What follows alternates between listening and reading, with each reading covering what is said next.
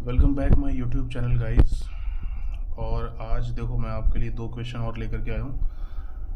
अच्छा, ये जो क्वेश्चन आप कर रहे हो ना, आप देश में कहीं से भी हो, इंडिया में आप कहीं से भी हो और किसी भी एग्ज़ाम की तैयारी कर रहे हो, वो एग्ज़ाम जिनमें रीजनिंग आता है, ठीक है, तो उन सभी एग्ज़ाम्स में ये टॉपिक्स आते ही आते हैं।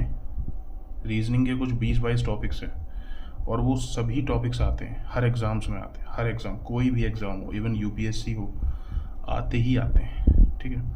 अब ये पहला सवाल है। ये पहला सवाल मैंने क्या लिखा है, ये तो मैंने कोडिंग, ये तो मैंने अल्फ़ाबेट्स लिखे हैं, इंग्लिश के अल्फ़ाबेट्स लिखे हैं।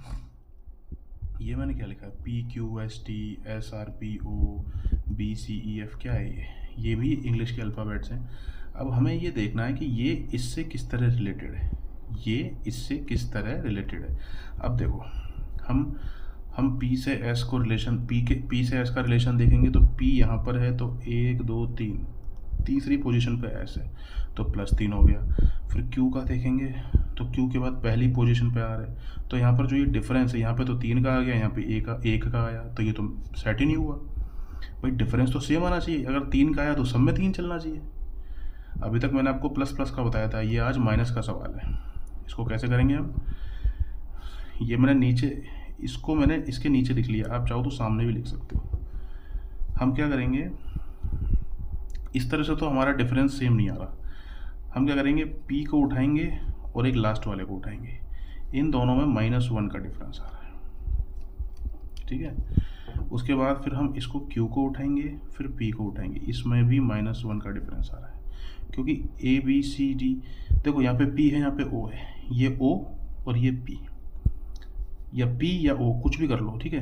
तो ये इससे पहले है, P से पहले क्या है O, तो -1 आ गया। इसी तरीके से S और R में डिफरेंस देखेंगे -1 का, और T और S में देखेंगे ये भी -1 का।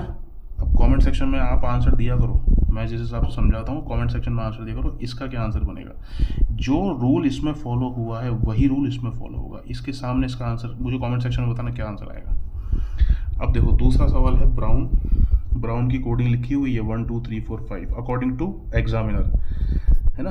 ये कोडिंग ऑफिशियली कोडिंग नहीं है, ये उसने वैसे ही लिख दिया है 1 2 3 4 5। ये है BINROW, यहाँ पर है साउंड, उसकी कोडिंग, और फिर ये। अब इधर क्या आएगा, इसके नीचे क्या आएगा, देखो यहाँ से उठाएंगे, ये B है, ये B है, एक उठा लिया। N की कोडिंग यहाँ पर 5 है, यहाँ पर N की कोडिंग 5 कर दी।